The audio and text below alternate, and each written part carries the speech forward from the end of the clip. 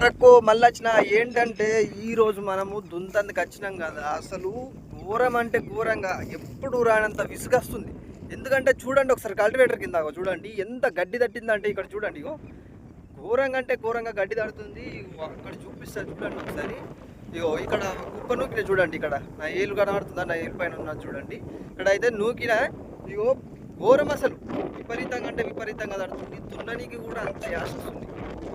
ఉంటుంది డ్రైవర్ల పరిస్థితి. కొద్దిగా అంటారు ఏంది అటే పోయినావు ఎంత చెప్తుంటావు దాన్ని జర్ర షెపర్ల దున్నచ్చే దాన్ని అని అంటారు.